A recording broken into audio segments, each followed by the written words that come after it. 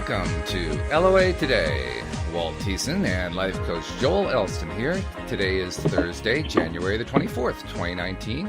It's 8 a.m. in New York, 5 a.m. in Los Angeles, 1 p.m. in London, Sydney, Australia. It's 12 midnight wherever you are in the world. Thank you for joining us for another episode of LOA Today, your daily dose of happy. And it's been a couple weeks since I had a chance to talk with my good friend Joel, but I've been looking forward to this, Joel, because it's been so long. It's like I when I say a daily dose of happy, for me it's like a weekly dose with you, and I'm in overdose drive here, so I'm addicted. Help me. Well, that's a lot to sort of process. But, I'm really glad to be back. I always miss, as I've told you, I really enjoy the show as much as what I gain from it, and hopefully some other people gain as well. But we've been doing this a long time now, and I find great value in it. So I look forward to every Thursday. Absolutely, I do too. It's the fact that you and I have been doing it the longest of all of my co-hosts is special for me, and I know you've been through watching my own development, and I've enjoyed being a part of and watching what's been going on in your life and in our relationship doing the show. And it's very gratifying. And to have more and more listeners listening in, that just is like cherry on top. It's wonderful. So, yeah. So that's the love fest for today. But there you go. I don't really have a topic in mind today. I figured, we'll make it a Q&A, and as people pop in, we can ask, answer questions that they raise. But I figure I'll just start off with some basics that are, kind of tied to stuff we've talked about in the past, because it all is tied together. But I think we ought to just take a little time to go back and just do really basic stuff just for a moment. Like, what is... not just what is the law of attraction, but how do you become a deliberate creator? Just right back to the very beginning, and see how our answers are different from where they were, say, 5 years ago. Well, and that's such a great, we often will talk more advanced levels of law of attraction, or what some people would perceive, but as advanced. But you're right. When we look at the basics of how and where we go, and I've had several conversations this week around with other law of attraction practitioners, as well as just general, and to see the general people who are in the process who think, wow, how did I get there? And within the spectrum of the law of attraction, there's so many different variables in the way people believe. Right. One of the things that I was very opposed to for a long time in my childhood, and was the being forced into a religious belief, or a dogma of religious belief, that while I had saw value in some of what it was being taught, it was clear that some of it was just a little out there, for me at least. and the reason I share that is I also realized that in my search for the law of attraction, as I discovered I knew that was the answer, I also had to be wary of not getting caught up in that same thing on the law of attraction side. Oh, yeah. Where it's just one version of something, and you get sort of like, I actually heard somebody use the term this week that they were a little disillusioned because they were very much the Abraham Hicks camp for many years, and almost viewed Abraham as a god, or as someone who, and that was a very interesting take, and they were becoming a little disillusioned because some of the stuff didn't seem to match where their life was going. And so one thing that I've tried to figure out, and I encourage everyone else to do, is we all have a basic personality type that is going to be able to sort of see things in certain ways. I have yet to find the one complete answer that fits everyone. At the end of the day, you can look at the dogma surrounding the law of attraction, and there is dogma for a lot of people, but what happens is the universe responds to your emotion, period.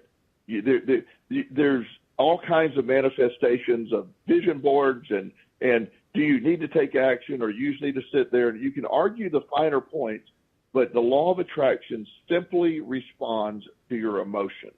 What you're vibrating emotionally is what it picks up on. Right. And that's what it brings to you. And that's the basis of it. And then you can go in a million different directions from there. But as long as we always remain clear and concise with that one concept, I think we're fine. And going in a million directions is what we do. We do a lot. I mean, we go off in a million directions every show, so it's not like we're unfamiliar with going off in a million directions. Right. And it's great. And there's that's part of the fascinating process to me. It is. Here's a really good example. Like I will often hear, just almost arguments with people over the concept of the most frustrating thing that I see people deal with is when they get stuck on attracting a certain relationship in their life. That seems to be the one that everybody, right. Financially is what everybody originally gets into. But once they realize, okay, I sort of got this financial stuff, it's the relationship thing, it's you're not going to have the ability, at least in my belief, and again, I try to always say this is what I've seen over the years of doing this. I can't say that I want my ex-girlfriend or ex-boyfriend back, period. I can say that could be something I want, but it's not. The universe isn't going to respond. They can respond to, I don't want to be lonely. I want a fulfilling relationship. But when you try to out-manifest or out-attract what someone else is putting out there, that's where everything starts to come. Mike Dooley describes it as, there's 7 billion people on the planet all manifesting their stuff. And your manifestations and your law of attraction has to take place within the confines of that reality. And so the idea that somebody's horribly opposed to being with you and felt you horribly mistreated them or really, and you can spend all of your energy trying to manifest them back into your life, and that's not a likely scenario. And well, actually, I've seen people who've done it. I've seen people who have actually managed to get those people back who are really not suited for them at all because they're so obsessed about it. Right. But nevertheless, they've managed to get them back, and then they're miserable because they're being treated wrong, or because it's not working out, or because they just walked out on them again, or something like that. Yeah. I work with this client on the West Coast, and she a very high-powered business lady, and really, I really like her. I like her drive and energy. But she was in a relationship with this gentleman that is very toxic for both of them. It has a lot of verbal abuse on both sides, and they end up hating each other, calling the police, and then turning about, She literally had him arrested for abuse and then turned around and bailed him out the same day. Really? And moved, oh, so wow. Yes. And so she was stuck on she was addicted to the concept of having him in her life. And it was the only course of action she was looking at. And that sort of leads me to where I was going, is the one course of action is the problem that most people get stuck on with the law of attraction. Just this one, I only see it this way. The universe has limitless abilities to manifest or bring things into your life. But when you just simply only assign it one way for it to happen, I'm not saying it can't happen, but you limit the opportunity for your what you're really wanting to come true, because you're only giving it one path. And that's the piece that I've shared for a long time. We talked about when I originally had the concept of coming up to Virginia. I had a vision board of a treatment center. I was a director of a treatment center in South Carolina, and we were dealing with gambling specific clients. And I had a vision of what a treatment center I wanted. I wanted a treatment center on a big plantation or big mansion. I wanted to do a lot of holistic stuff. I wanted different modalities. Healthy eating, positive thought, law of attraction, all that. And I had this picture. I just found a random picture on the internet and put up on my vision board.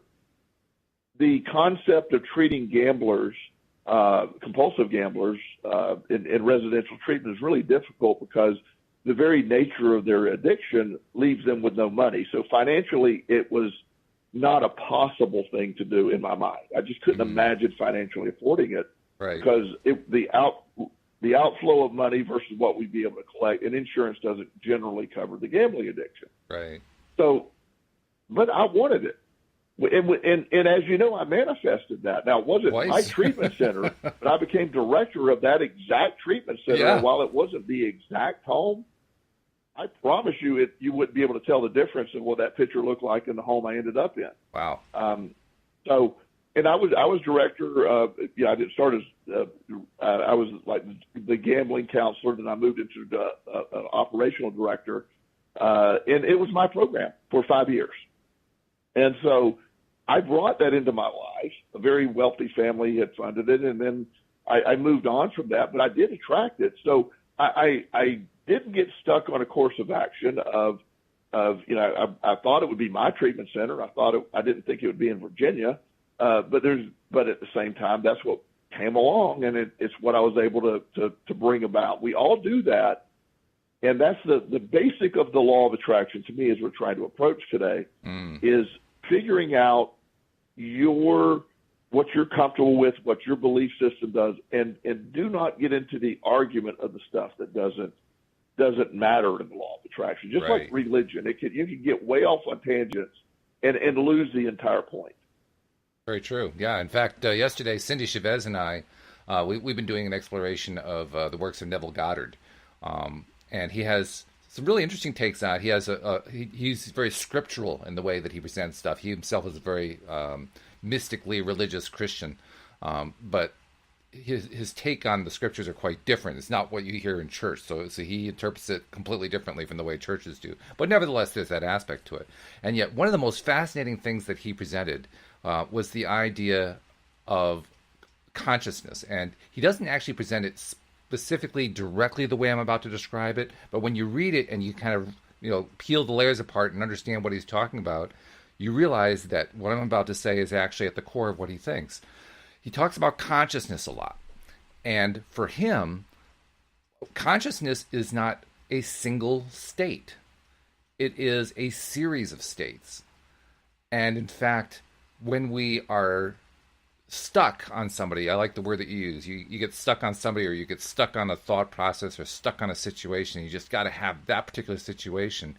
It's basically us saying, here's this one state of consciousness, and that's the only one I want to have in my life, and not allowing all these other states of consciousness to just keep flowing through our lives. It's like, it has to be just this one and none other, and it has to play out exactly the way I want it to in that state of consciousness. So it's basically us trying to fix the universe to work exactly the way we want the universe to work, which doesn't work. It doesn't work at all. But that's what we keep trying to do. Exactly. And that's where that resistance comes, because people get stuck on this is what I'm after versus the feeling of what we're after. I'm looking for the abundance in all areas of my life. I want to, I want my definition of happy. I want to be able to do what I want to do have a career that I love. I have all of that. I have every bit of it, and I've attracted every bit of it in my life. I love that. Mm-hmm. However, if I get stuck on, I just specifically have to have this. Yes. Then again, I am putting that very limiting resistance out there, and that's where I've seen a lot of people not realizing they've achieved what they've sought. They just didn't see it the way they saw it, and the way they thought they would see it. And it's once you can sort of awaken them to that fact, that yes, despite all that, you have exactly what you brought about, but you've been looking for it in the wrong area. Open up your eyes and see it's already there. Right. And it's like, wow, you're right. And that's what makes a big difference. So that level of consciousness you're talking about is there's multiple ways to approach things, and I really encourage everyone, because it's so fascinating to me. There's limitless teachers in the law of attraction. There's limitless practitioners that are that all have their own opinion, and I love the study of them all. I agree with some. I don't. I agree with a little of everybody, I think. Mm-hmm. And one thing my early childhood stuff taught me, and I'm adamant about this, I never want to get stuck in just one dogma or one way of thinking. That clearly there's multiple ways. The law of attraction, at the end of the day, is your emotionality and how that energy you put out from that and how it responds. That's all it is. The rest of the stuff is how do you get there. I often use the scenario. I'm in Richmond, Virginia, as we're talking, and if I were to say to a friend, we're I'll say to you, Walt, you're a friend. Let's start with you. Well, thank you. I'm Walt, glad I'm a friend. Yeah. I want to meet you at Atlanta Braves Stadium tomorrow in Atlanta. Okay. Well, you're in Connecticut. I'm in Richmond, and I want to meet you at 5 p.m. tomorrow. Mm-hmm. Now, I'm not going to sit there and argue with you how you do. I don't care how you get there, Walt. Either get in your car and leave now, go to the train station, go get on a bus, or fly, take a plane. I'm not going to argue the details with you. As long as you're there tomorrow at 5 and we agree on that, I'm happy. Mm-hmm. And that's sort of the way of looking at it. There's multiple avenues to get to Atlanta. Right. And, I can think of, okay, so what is it, 8-hour drive for me? It's an hour and a half flight. It's this, that, the other, train ride. All this stuff is there, and you're in the same position. It's just a different, how do we get there? And I often see one of the problems that I have noticed is I will see a lot of battling over the how you get there part instead of accepting, here's where we're at. This is what it responds to, and all of the rest is basically what matches you. Exactly. I mean, it would be like me telling you, since we're going to meet at Atlanta Braves Stadium, great, we're going to meet there tomorrow at 5 o'clock, but Joel, you got to take a taxi there. And never mind how much the taxi costs, you have to take a taxi because that's really the only correct way to get there. And if you don't take a taxi, I'm going to be really, really upset with you. Right. Which is insane. And that happens. And that's the piece that I notice a lot is I will see the arguments of minutia when it comes, and not just law of attraction, there's other things, but you see it in the traditional religions. You'll see literal killings and wars and political upheaval over the concepts of within the concepts of what a religion is. There's argument within that takes people to the extremes, and that's a lot. That's most often resistance is when you get into that way. I'm a massive fan of Abraham Hicks's work, and some of it I don't feel matches where I'm at. I really don't. I don't think it works for my personality type. Some of it.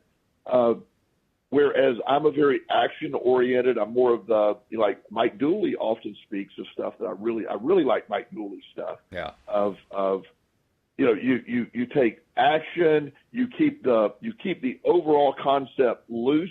You want this, you want that, and allow the universe to fill in the blanks. While other people say, no, you put that specific thing up on the vision board. I've seen 30-minute arguments over that one argument, sure. over that one concept. Yeah. And I don't really care. If that works for you, let's knock it out of the park. Right. Let's don't waste time with that. And so that's what I love. And by the way, Walt, in honor of you, I'm doing a lot of baseball analysis. I was just going to say, I was amazed you wanted to go to a baseball game. I maybe you needed a siesta. I wasn't sure. But I didn't say we were going to a game. I just said meet me at the stadium. Oh, that's true. You did say that. You're right. Yes. Yeah.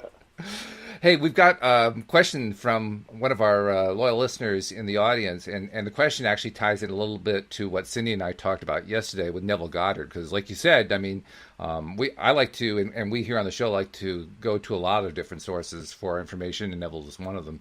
Neville was talking a lot about the concept I am in the chapter we were reading yesterday, which is also a mantra that gets used by a lot of Indian gurus, or just general, right. Yoga or yogic gurus tend to use I am a lot.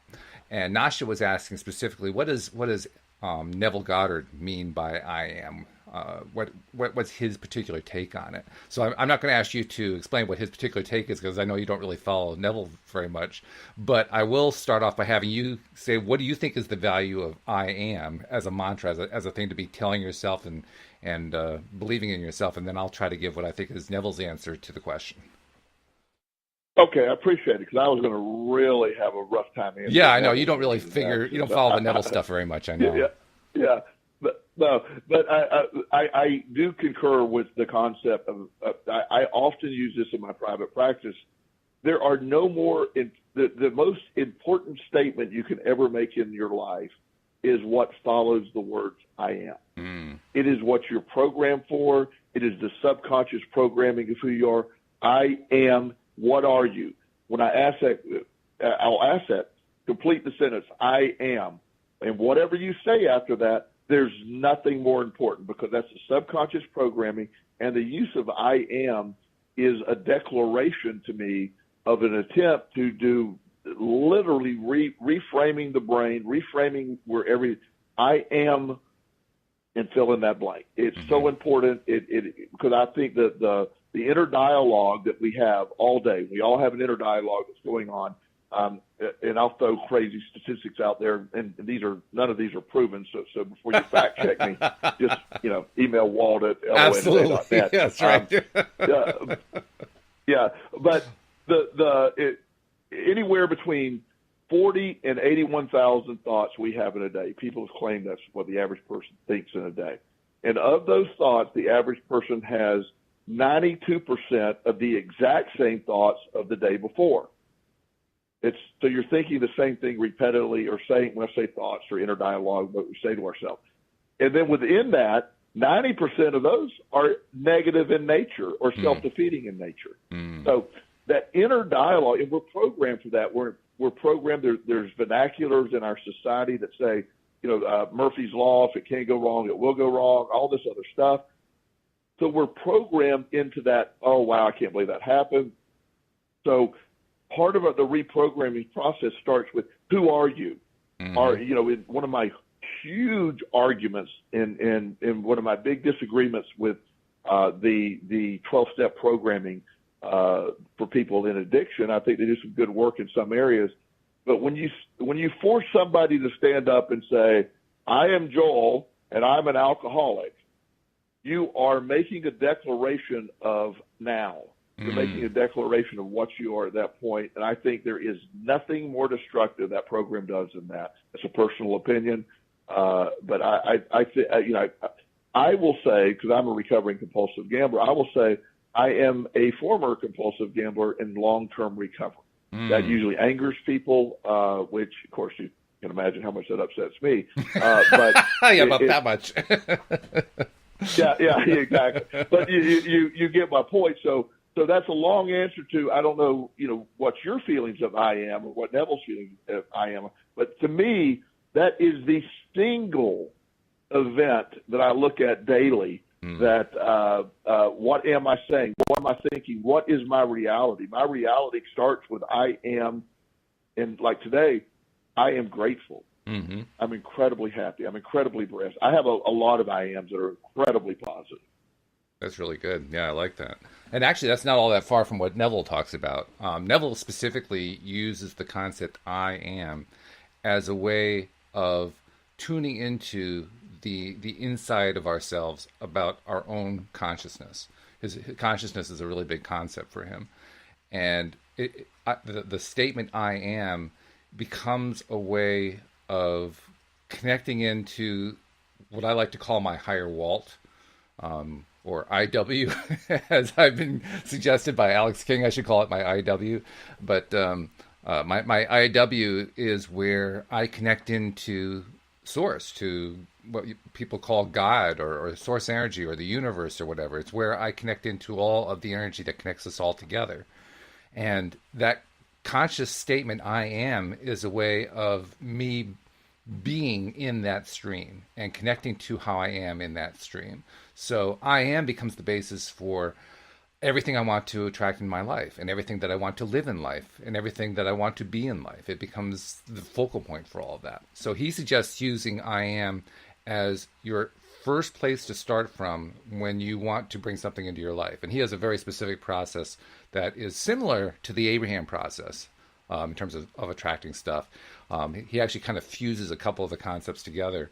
But overall, it starts from I am. It starts from a recognition of me as a being and recognition by myself of me as a being. Because that I'm the one who's doing the attracting. I'm the one who is manifesting. I'm the one who is deciding. I'm the one who's putting the limiting beliefs out. I'm the one who's removing the limiting beliefs. It's all me. It's all happening with me. It's inside me. It's part of who I am on the non-physical basis. It's all that in one great big package. So whose I am or what is I am, that's what I am is from Neville's point of view. I am is the nascent point of consciousness. It's where consciousness begins in me. And hopefully that helps you, Nasha. I think that's and what I always encourage people to do as well. I love the questions because that's part of what I'm encouraging. Mm-hmm. I love people finding their own discovery. I would love to hear our listeners say, "Look, I'm going to research this week, and next week I'm going to tell you what I feel about it." And that's the beauty of it. I love to hear other people's opinion. I've had some really early people early in the process of law of attraction really come up with some brilliant concepts that I never even thought of. So, when you're looking at this or you're coming along with it and I love that you go instinctually with what feels, instead of just taking one of them because, they're and most of them, Walt, are very similar in nature. Mm-hmm. It really is. It's like they're very similar and we all get to the same place. So I think we always start there, but that the study of how each one does it is fascinating to me, and that's sort of that's what keeps me so alive in this. Instead of getting frustrated with, Abraham Hicks, they said this, and I don't think that matches where I'm at. Somebody's going to match where you're at. Look at that and see where that is and see what you can come up with. I mean, Abraham doesn't care. Law of attraction doesn't care. It makes complete sense. Absolutely. In fact, Nasha did actually give us some follow-up on what she was thinking. She said, I was told that God, it's like the metaphor, God is a tree and we are the branches, and that means I am, as in you are a part of God just like branches. And then she followed that up by saying, you guys are too good. So I guess we're hitting the mark. And then she follows that up by saying, as in I am is a part of stating that you are a part of God. So yes, there we are. Yes. And I love that, by the way. And again, I really appreciate that input as well, because that whatever your definition of God or where you're at, and I have mine, and the fact that I am is a statement that I am within that context. I am within God. God is within me. We're all of that, and that's where the energy of the universe exists, and that's when you're really getting into the depths of everything. Of you aren't the label. I often share about the young man that we talked about several times in the show, that when I asked him to tell me about himself, he said, well, I am oppositionally defiant. Yes. I am depressed. I am ADHD. And that was so relevant. I hear that all the time. That where people say it in different ways. I have one person that I know that every time, how you doing? Okay. Right. Oh, okay. Well, that's really, yoo-hoo, wow. Yeah. And I said, and I'll point out, have you noticed that you've been okay for the last 10 years? Yes, right. I know. Okay. Let's figure out the common denominator here. It's probably you. But I do concur that the exploration of all that, and one of the things that if you listen to a lot of the when you get really that next level stuff, some of the Seth books and all that, where they really get into the concept of we are God, we are that stuff, and that's what and that's what a lot of the Buddhist stuff that you find that when you really start looking, instead of looking for the differences and everything, when you look at the similarity, it's amazing how much religion, traditional Christian religion or Buddhism or all the different Hinduism, they have a lot of similarities. And they're saying a lot of things, but we are programmed to look for the differences, and that's what we argue over. Right. Yes. Isn't that interesting how the differences grab our attention so easily? Because we actually gain more by noticing the similarities, but somehow the differences capture our attention. And I guess it's because, to use the Abraham term, we live in a world of contrast, which is basically a world where we get to decide, this is what I like, this is what I don't like, I want to track that, I don't want any more of that, that sort of thing. And in doing all that, we still end up kind of dipping our toe or sometimes our leg or sometimes our entire body in the contrast. Sometimes it gets in over our head, and that's where we get stuck. We're trying to figure out how to climb out of it. But nevertheless, the fact is we live in that kind of a world. And within that kind of world, we're going to notice the differences all the time. Whereas the real strength comes in recognizing the similarities.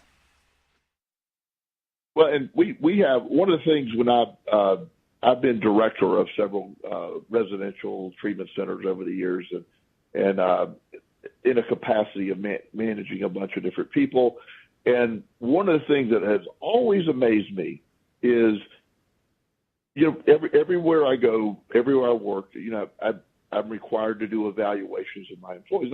And my supervisor would always, if I had a supervisor, if not, then the owner or somebody, the board of directors would do it. Right. But I would always be evaluated as well. And so I always was taught that, okay, I evaluate on a scale of 1 to 5, and 1, if you get a 1 on anything, you wouldn't be sitting there. So I don't give 1 because you wouldn't be there. Yep. And I don't give 5s. 5s means you have done something super extraordinary. It's just way out there. You'd have to really, I'm looking for 3s and 4s are really good. A 2, you better be cautious. And I explained that ahead of time. Mm-hmm. So, but no one ever gets all 4s, and I have to give an honest account. Mm-hmm. So, Walt, I have 100-point evaluation that I've used in different, and I always tend to be positive, but I always look for areas of improvement. I really do. I think that's good for people. So in general, if I have above average employee, I'll throw a couple of 4s in there in the area they strengthen, and I'll do maybe a 3- and say this is an area that I'm concerned about. I do work on, but I take a lot of time on each evaluation for each person, and so anytime I could give somebody 94 4s, 5 3s, and 1 3-. And what do you think their energy and effort is placed on? 3-. 3-. Yes. And it just because we're tending, and that's universal. That's what I'm working with doctors or whoever. I mean, because we have a tendency, you're saying, the contrast or the area of criticism is where we tend to, almost get defensive. And, I see that in life, and I think that's where the differences come. When you hear the religious arguments of the world right now that we have, and all this stuff, and political differences, what it boils down to, and I've discovered this is pretty impressive to me, what it boils down to is, I heard of somebody describe this, it's the fear of, a lot of these political arguments, the fear over your belief system is wrong, and I have to argue with you. My world's going to change. There's one young lady in the Senate or Congress, I believe, right now. She wants to have a 70% tax on the super wealthy. No chance of that happening, but oh my goodness, that's where all the energy and focus is. Oh, Absolutely. She can't do that. She can't do that. It's amazing. Oh yeah, it's amazing that's where the focus is. Because and we look at our political divide and the hateful nature in which all sides talk. I'm not taking a side. Oh, absolutely. They're all equally wacky at this point. And so you see all that, and being able to step back and realize that within the law of attraction, I don't want to ever become that law of attraction where my way is the only way. I can tell you what has worked for me, and I've seen other things that I would never imagine working for me work wonderful for someone else. Sure. That's the beauty of it, because that one commonality of what emotion we put out there is what the law of it. That is the commonality of all of this. The rest of the stuff is how do we adjust that emotionality. Exactly. I agree with you. By the way, you mentioned the concept of job evaluations. And you may or may not be surprised to hear I'm not a fan of job evaluations. And the reason I'm not... No, they're terrible. Yeah, and the reason is not because it's bad to tell somebody what they're doing well. There's nothing wrong with that, but you don't need to do a job evaluation in order to do that. The whole point of a job evaluation, it took me a long time to learn this, but the whole point of a job evaluation is not to help a person know how to move ahead. That's what the reason is given for doing it. Okay, this is how you can move up in the company. This is how you can achieve your goals and so forth. We're explaining to you where you're at, and now you'll know how to get to where you want to get to. That's the reason that's given. It's not the real reason. The real reason is the employer wants to fend off all of these complaints that I should be moving up, I should be paid more, so on and so forth. And so they create the job evaluation program in order to accomplish exactly that. And then in the job evaluation program, they find all the little things that are not quite right. Oh, yes, these are the things that are right, but there's other things over here that are not right, knowing perfectly well that the people who they're giving the job evaluations to are going to be focused on that 3 minus. That's the whole purpose of them. It's a very divisive thing. Yes. Personally, my own approach, the thing that I use when I have my own employees, I never ever do job evaluations. Instead, I look for what people are doing right and I praise them for what they're doing right. And that's my job evaluation approach. That's the entire approach in one package. Well, and that's why I love that. And one thing that I try desperately to explain, when being in the field that I'm in, when I'm director of a residential facility or a treatment facility, job evaluations are mandated by our licensing. We have to evaluate each person. Yeah. If it were something up to me, I'm with you. I think it's the most ridiculous thing on the planet. However, they are usually a licensure requirement that you perform that and blah blah blah blah blah. So you have to be accredited and do the stuff you have to do. You have to do job evaluation, really, and use the forms that they use, so that the accrediting agency usually suggests. Right. So it does make it difficult, and I'm with you. And the idea that we do have that tendency. I am very appreciative of criticism. I enjoy it. I never argue back with criticism unless it's done in a hateful nature or something. But if somebody said, hey, and I've also said, I'm not everybody's cup of tea. I'm okay with that. I don't want to be everybody's cup of tea. It's just find out what works and move on. And the idea that we have to be all things to all people, that's resistance within the law of attraction. And being very comfortable with what works for you and how it goes. I don't need to defend how I got to my beliefs. I'm welcome to share them, but I try not to ever defend against the argument. Right. When people have a differing view. Right. Yeah. Well, you mentioned politics. That happens all the time. The fact is, politics is all negative. It's all about tearing down. Right. And the whole purpose of argumentation in politics is to tear down. Now, if you actually say that to somebody who's a political activist, they'll take offense at it. But nevertheless, the very next breath that they take, they will use to tear somebody down. So it gets kind of hard to defend that position after a while. And I keep asking myself, what if we were to give up politics entirely? What if we would just kind of throw that out the window, start all over again, and take an entirely different approach to the way we treat other human beings and to the way we deal with other human beings? What if we were to actually not look at other people in terms of what we're afraid of, and start looking at people in terms of what we love about them? And as soon as I think that, I realize now that actually can't be the first step. The first step has to be inside.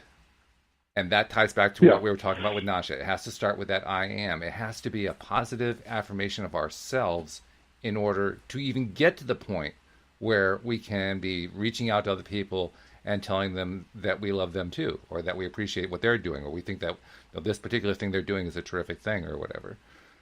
That's until we as a culture, as a society, as a worldwide culture, start adopting the idea of I am inside, all that other crazy negativity is going to keep right on spinning. Well, and that's such a sad state of affairs in a lot of ways, because it is what works now. It's what gets people's attention. It's what sells. Oh yeah. The idea that politicians are only going to do what gets them elected, and if their perception is this crazy, bombastic, blah blah blah blah blah, it's working. So and both sides are using it. The part that gets me is the argument that because they both are doing it. Oh yeah. Well. We're not doing this. Well, yeah. You're doing. It might be a different form, but it's all taking place, and we will never all come to a consensus on everything. We all have different experiences.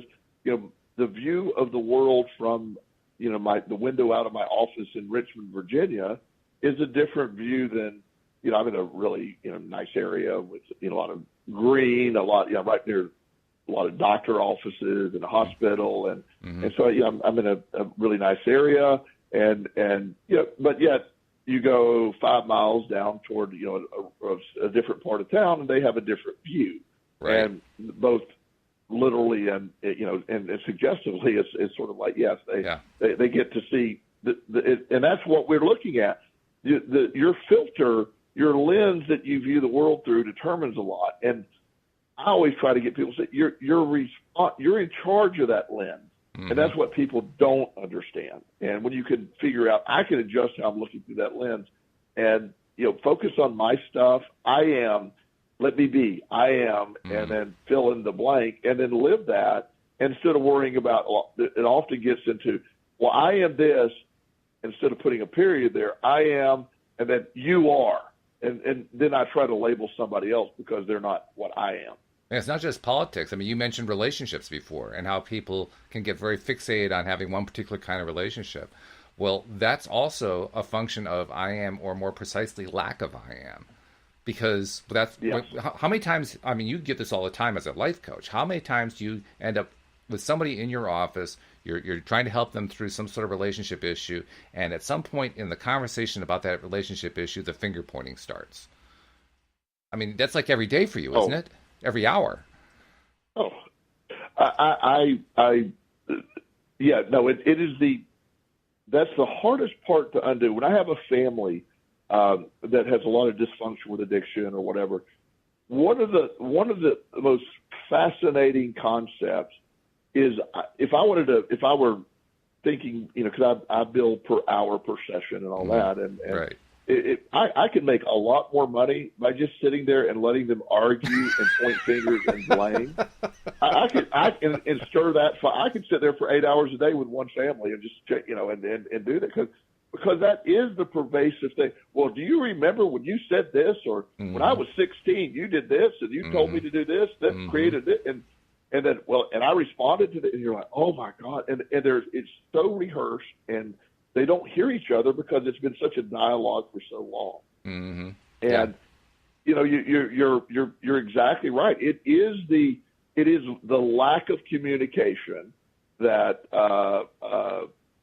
takes place where you're not hearing the other people. You're forcing your opinion on them.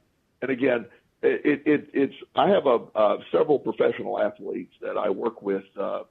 And I had a really good conversation with an NFL player of mine, and he is from a really rough part of, I won't give any specifics, but he grew up in a very rough area, very inner city area. Right. No father in the household.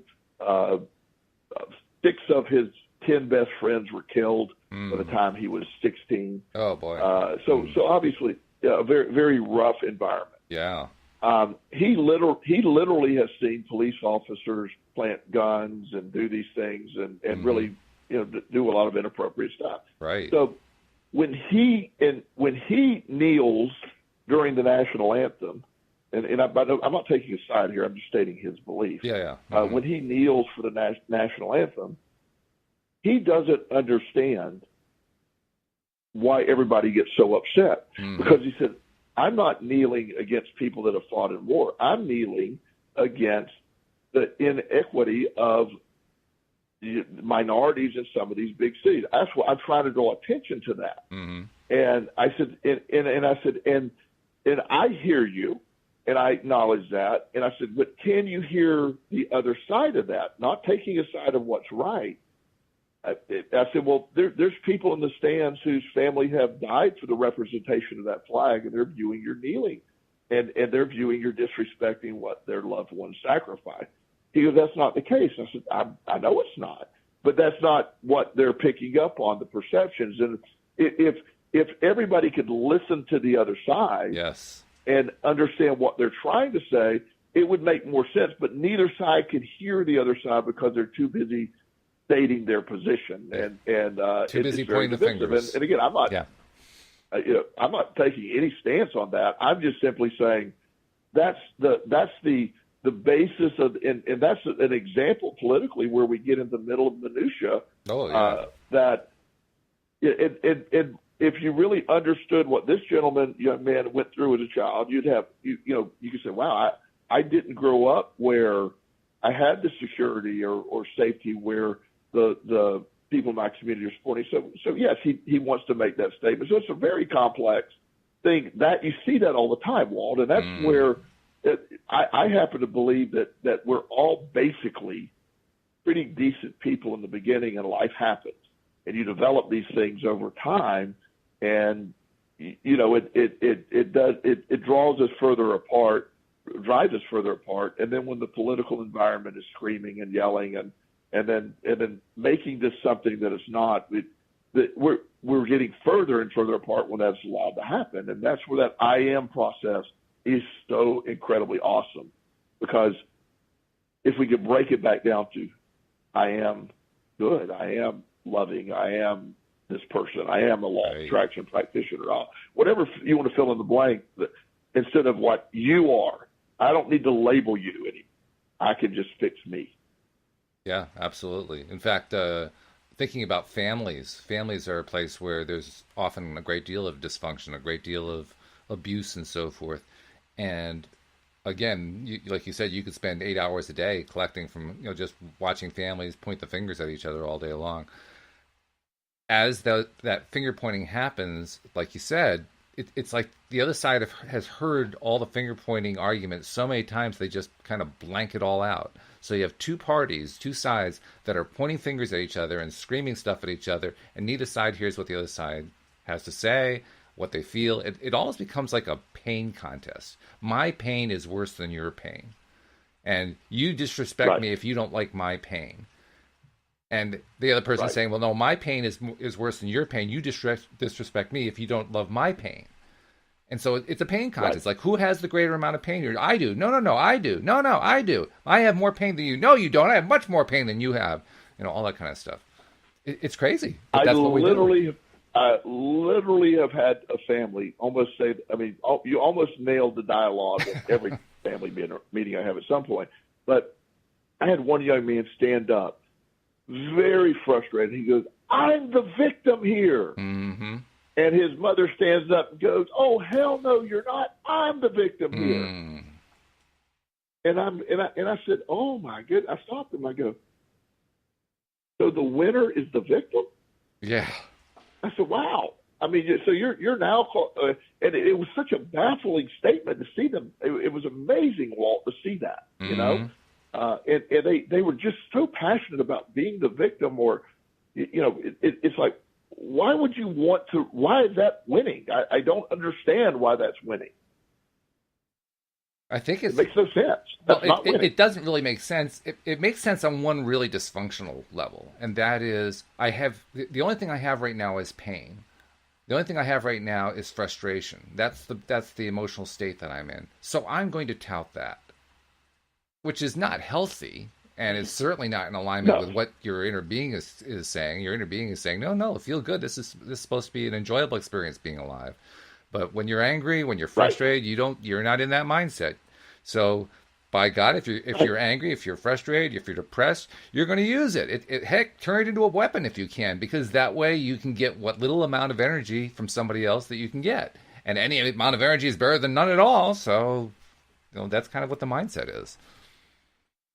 Right, and that's such a when you look at it, that develops within the family structure, the family system, or the work system, or political system, or then when you look at whatever systems you have going on in your life, when that need to be the most injured or the most painful or that victim mindset is so incredibly debilitating, because talk about the resistance to the law of attraction. When you're in that victim mindset, you're vibrating the victimization of yourself, and it's like law of attraction says more victimization coming up as you requested.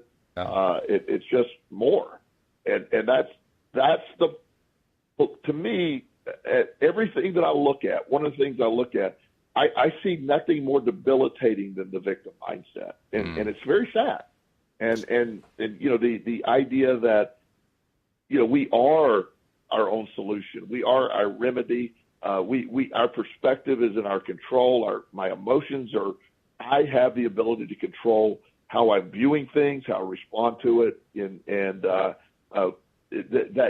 I'll see people twist and turn on that all the time. It's really fascinating, and I'm not critical. It's where they're at. Yeah, I have great empathy for people that have been there. I've been in the self-pity mindset. I've been immobilized by my self-pity. I kept having more things delivered that I could show more self-pity toward, because I kept feeling that self-pity. And once I resigned from that committee and said, no, not anymore, and it all changed almost instantly. Yeah, it's pretty quick, isn't it? It's really true. Shelley made a great comment, too, in the comment section. She said they want their experience to be validated.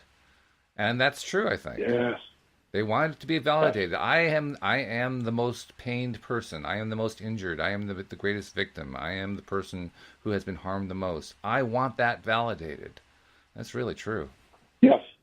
Well, and somehow it's almost like somehow your validation then it gives it more power, and that's where I go back to your most powerful energy, your most powerful moment is when you're able to adjust the I am. I don't need someone else's validation for my harm or my hurt or what my perception. I just need my validation, and that's where that I am makes such a big difference. That's such an astute observation, because the seeking validation for your injuries or your harm, it's part of the cycle, and it is what we've been. That's what we're fighting against on some level. Obviously fighting against something is resistance, but you get my point. Yeah. It's one of the things we're trying to. Well, it shows what our language is like. I mean, we have this built-in language that we use that is in itself confrontational and fighting. I mean, it's built into the language, and we're habitually tied into it. Right, and we've talked about, you and I've talked a lot about that inner dialogue stuff. It's that inner dialogue stuff is so important. And I am participates in that. I am what you're believing about yourself, and if your entire mindset is built on the fact that the world has always treated me wrong, and I'm always the victim here. That's all you can be, and I can think of no more sad life than that. Versus that incredibly resilient. There's one of my Facebook posts in the last few days has been about this young lady who it shows a young girl. She's 4 years old, and she's just now walking. She has cerebral palsy, and she's just now walking. And she says, "I'm walking. I just took a." And she is so incredibly enthusiastic about that first step. Sure. And you look at her, she's like, wow, she is walking, instead of focusing on, I took till I was 4 years old before I could walk. That's it could, way to look at it. She's not done that. Yeah, there's none of that. It's simply, I'm walking. Look at that big step I just took. Exactly. I would love to bottle that incredible energy she has and go forward. And be able to distribute that around the world. That's incredible. Wouldn't that be something? Well, actually, in a sense, we can. Yeah. I mean, there are a lot of different ways to do it. The thing I've been doing, I did it for quite some time. For a couple months I did it, and then I stopped for quite a while, and I started up again about a month ago. Mirror exercises, where I look in the mirror every morning. It's my second thing to do. My first thing is feed the cats because they're demanding the attention. Then the second thing I do is I go to the mirror and I just start talking to myself in the mirror, saying all these positive things to myself, things that I don't normally hear throughout the day. Basic things. I love you. I think you're terrific. I really think you're doing a great job. You're doing all these wonderful things. You're helping so many people. People are liking the podcast. Your relationship with your wife is great. You have these great friends who are your co-hosts. I just keep doing all these things like that, talking to myself, reinforcing for myself all these good messages that deep down I and everybody else wants to hear, because we all really want to hear it. That's what we're really looking for when we're looking for validation. We try to get validation in the unhealthy ways, but what we're really looking for is the positive validation inside, the one that feels really, really good. And that's what I like about the mirror exercises. Mirror exercises help me get that. I literally get a daily dose of that before I even do the first podcast of the day. And I imagine to myself, well, maybe mirror exercises aren't right for everybody, but what if everybody did something along that line, some way to reinforce for themselves, hey, I'm a pretty good person. I'm pretty special. Look at the wonderful things I did yesterday, and then itemize what those things are and kind of relive them, and say, I'm going to do some more good things that really make me feel good inside, and itemize what they are and think about them and talk about them. What if we did more of that? I think it would be a tremendously different experience. Well, that's there's a book called The Miracle Morning, and it's a great book. I listened to it, and it's the concept of starting your day with finding out what works. So there's mirror exercises or meditations or whatever. Listen to motivational podcasts, but making an effort every morning to start the day of attitude adjustment or thought adjustment, of the vibration adjustment. And it's such an amazing tool that if more people would I think my perspective would benefit greatly by just taking the time in the morning to figure out what is the most positive thing you can do for you, and what works best for you, and spend that energy there. And you really frame the lens of the day. You get to frame how the day is going to look to you when you do that. And it's when you start off the day. Years ago when I was in the middle of all my chaos and crazy, Mondays were the absolute most scary day of the week to me. It was very, crazy. Well, I love Mondays now. I really love Mondays. Mondays are a much different place for me right now. I love them. But it took me a long time to get there, and it was something that, I had to change my perspective of Mondays because I was beginning to hate Mondays, and Mondays were beginning to hate me. Sure. Because I put that out there. Now, Monday's my favorite day of the week by simply changing my perspective of that. And that's the power we have. That's the beauty of it right there. Absolutely. Is the most basic part is we're in control of that perspective. Absolutely. Yeah, I love one of the practices. You haven't talked about it lately, but one of the practices you have is whenever you get a new client, you give them a copy of The Secret, which I thought was a really great thing. Yeah. You just buy bulk loads of copies of The Secret, used copies and wherever, and just give them out to new clients as they come through the door. And I just think to myself, if I don't know how many of the people actually read it, but let's assume we'll be really conservative. Let's assume only a quarter of them read it, okay? And of that quarter who read it, you get, I don't know how many clients you get coming through your door. Maybe you get 40, 50, 80, 100 coming through your door a week. I don't know what it is. But whatever it is, you get a quarter of those reading The Secret every week, and then you multiply that over the weeks and months and years. My God, you've helped hundreds and hundreds of people understand that all they have to do is change their own mental thought process, and life gets better for them. That's wonderful.